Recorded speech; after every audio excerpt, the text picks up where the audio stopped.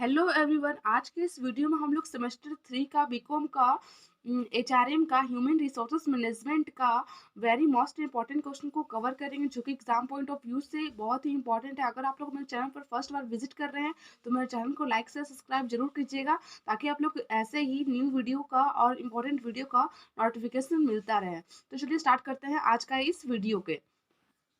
तो प्रश्न क्या कर रहा है, कर्मचारियों के चयन की प्रक्रिया को अंतर्निहित चरणों का समझाइए। Explain the steps involved in the process of selection of employees. यानी जो कर्मचारियों की प्रक्रिया है, जो कर्मचारियों की जो चयन की प्रक्रिया है उसके जो स्टेप है, स्टेप बाय स्टेप उसको हमको समझाना है। और ये क्वेश्चन मेरे भी एग्जाम में आया था और ये एग्जाम पॉइंट ऑफ व्यू से बहुत ही इंपॉर्टेंट क्वेश्चन है। तो चलिए हम स्टार्ट करते हैं।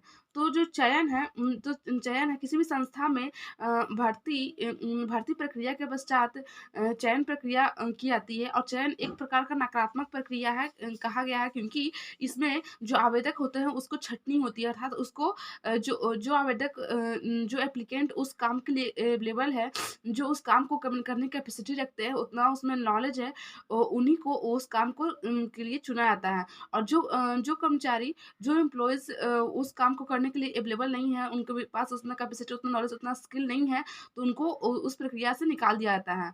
तो इसी को हम लोग कहते हैं चयन प्रक्रिया के चरण। तो चलिए हम लोग इसको अच्छी तरह से एक्सप्लेन से समझेंगे। तो सभी संस्थाओं में समान प्रकार के चयन प्रक्रिया का प्रयोग नहीं किया जाता है। जितनी भी संस्था है सबका अपना अपना एक रूल एंड रेगुलेशन होता है और अपना अपना एक हर एक स्टेप होता है। जैसे कि देख लीजिए, किसी भी एग्जाम में पहले होता है प्रीलिम्स, फिर मेंस, फिर इंटरव्यू अर्थात पर्सनालिटी टेस्ट। तो उसके अकॉर्डिंग ही जो एम्प्लॉय होता है उसका सिलेक्शन होता है। संस्थाएं समानता अपनी आवश्यकताओं एवं साधनों के अनुसार ही कर्मचारियों के चयन प्रक्रिया के चरणों को निर्धारित करती है। जो संस्था होती है वो अपना अकॉर्डिंग नीड्स और रिक्वायरमेंट के अकॉर्डिंग ही जो एम्प्लॉयज़ का सिलेक्शन की प्रक्रिया को डिसाइड करती है। एक समान चयन की प्रक्रिया में निम्नलिखित चरण हो सकते हैं। मतलब एक नॉर्मल सा जो सिलेक्शन का प्रोसेस है उसमें निम्नलिखित कदम हो सकते हैं। कौन कौन से? फर्स्ट जो हम लोग का है वो है आवेदन पत्रों की जांच। इन फर्स्ट में जो संस्था या कंपनी होता है वो आवेदन पत्रों को सब जगह भेजते हैं, और जो एप्लीकेंट उस फॉर्म को फिल करते हैं और जो इच्छुक है उस फॉर्म को फिल करने के लिए, तो वो अपना आवेदन पत्र भेजते हैं, तो उनको जांच किया जाता है संस्था द्वारा। तो चयन की संस्था द्वारा किए गए विज्ञापन अथवा बुलावे के प्रति उत्तर में जब कोई इच्छुक व्यक्ति आवेदन पत्र भेजता है, देखिए जब कोई जब जो संस्था है वो एडवर्टाइजमेंट करती है या फिर कोई किसी के द्वारा इंटरनेट के माध्यम से उसको बुलावा भेजती है, तो उसको पहले जांच होता है और यही से चयन प्रक्रिया का प्रारंभ होता है। और इस प्रकार यह चयन प्रक्रिया का पहला कदम होता है। आवेदक पत्रों की जांच के दौरान यह देखा जाता है कि क्या इच्छुक व्यक्ति में पद के अनुरूप सभी वांछित योग्यताएं हैं।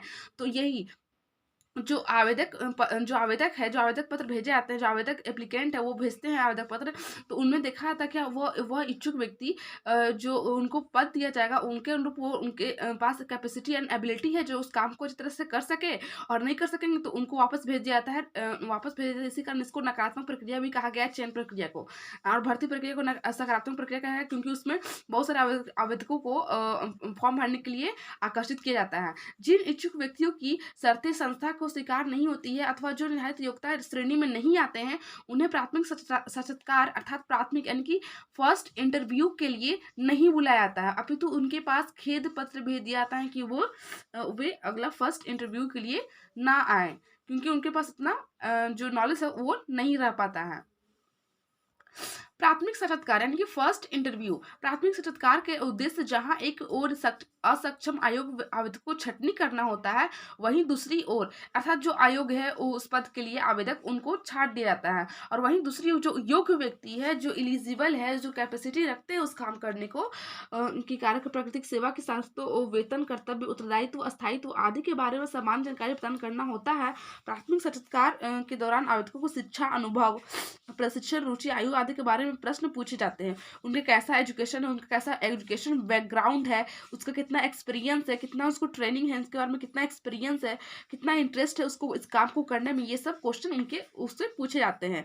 जो आवेदक यानी कि जो एप्लीकेंट है प्राथमिक साक्षात्कार यानी कि फर्स्ट इंटरव्यू में सफल हो जाते हैं, तो उनसे रिक्त आवेदन पत्र भरने के लिए कहा था। तो उनको फिर से एक डॉक्यूमेंट्स दी जाती है, जो फॉर्म होती है उनको फिल करने के लिए कहा जाता है। जो अगला जो स्टेप हम लोग का थर्ड स्टेप वो है रिक्त आवेदन पत्र भरा जाना। प्राथमिक साक्षात्कार में सफल हुए आवेदकों में रिक्त आवेदन पत्र भरवाए जाते हैं, ठीक है। और ये संस्था के मुद्रित आवेदन पत्र होते हैं, साथ इन पर संस्था का जो कंपनी है उसका मुहर लगा होता है, उसका सिग्नेचर होता है और उसका जो मुहर अच्छा से लगा होता है। अलग अलग पदों के लिए अलग अलग आवेदन पत्र होते हैं, क्योंकि अलग अलग पदों के लिए अलग अलग आवेदन पत्र इसलिए होते हैं क्योंकि अलग अलग काम को करने के लिए अलग अलग व्यक्तियों की कैपेसिटी एंड एबिलिटी की जरूरत होती है और उनके अकॉर्डिंग उनको काम दिया जाता है, क्योंकि अलग अलग पदों के लिए अलग अलग योग्यता वाले व्यक्तियों की आवश्यकता होती है। आवेदन पत्र समानता निम्नलिखित सूचनाएं मांगी जाती है। क्या मांगी जाती है? आवेदक के नाम व पता, ठीक है, आवेदक के पिता का नाम व पूरा पता, जन्म तिथि व स्थान, शारीरिक योग्यता, शैक्षणिक योग्यता व कितना है, कितना ग्रेजुएशन किए हैं, क्या किए हैं वो सब, और कार्य में कितना आपका एक्सपीरियंस है, वेतन कितना है और संदर्भ, इनका आपका कैरेक्टरिस्टिक कैसा है।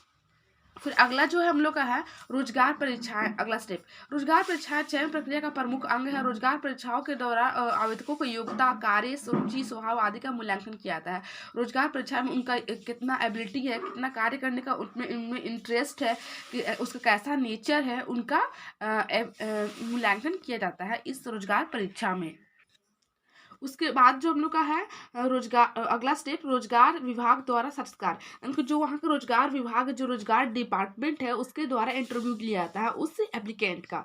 रोजगार परीक्षाओं द्वारा चुने हुए आवेदकों को किसी निश्चित तिथि पर उपक्रम रोजगार कार्यालय में साक्षात्कार के लिए बुलाया जाता है, यानी कि इंटरव्यू के लिए उनको बुलाया जाता है, किसी निश्चित डेट दिया जाता है। साक्षात्कार का उद्देश्य इस बात का पता लगाना है कि क्या आवेदक कार्य के लिए और कार्य आवेदक के लिए उपयुक्त है, क्या कार्य जो है वो आवेदक के लिए, आवेदक जो है कार्य के दोनों एक दूसरे को उपयुक्त है। संदर्भों की जांच, अर्थात साक्षात्कार यानी कि इंटरव्यू पूर्ण होने के पश्चात आवेदक के संदर्भ को उसकी शिक्षा, चरित्र, आचार विचार, पूर्व कार्य अनुभव आदि के बारे में जानकारी प्राप्त की जाती है तथा उसके द्वारा उल्लेखित सूचना का सत्यता की जांच की जाती है।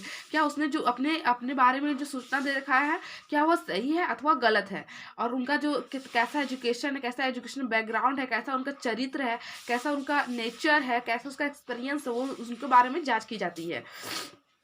अगला है शारीरिक परीक्षण, यानी कि उनका जो फिजिकल टेस्ट है वो कैसा है। यदि विभाग प्रधान अथवा परीक्षक इस बात पर अपनी सहमति प्रकट करता है कि आवेदक नियुक्त किया जाए चाहिए तो तब उसकी डॉक्टरी परीक्षा कराई जाती है, यानी कि उनका जो मेडिकल टेस्ट होता है, आप लोग सुने होंगे, वही मेडिकल टेस्ट कराया जाता है कि वह क्या शारीरिक दृष्टि से वह इस काम को करने की योग्यता रखते हैं अथवा नहीं। इस परीक्षा के अंतर्गत इस बात का पता लगाया जाता है कि आवेदक शारीरिक दृष्टि से कार्य के लिए उपयुक्त है अथवा नहीं।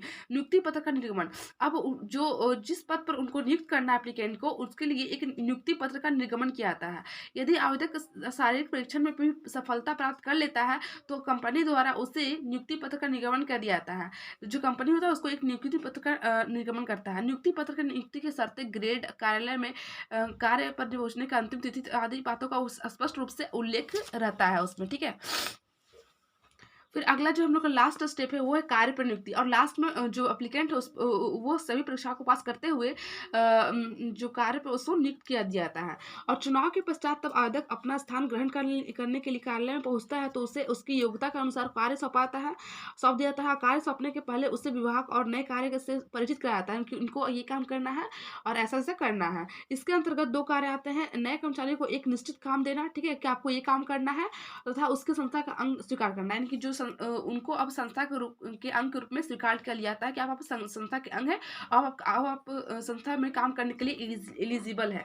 आई होप आप लोग को ये वीडियो अच्छा लगा होगा। अगर आप लोग ऐसे ही इंपॉर्टेंट क्वेश्चन का वीडियो और भी चाहिए तो आप लोग हमको कमेंट करके जरूर बता सकते हैं। Thank you for watching this video.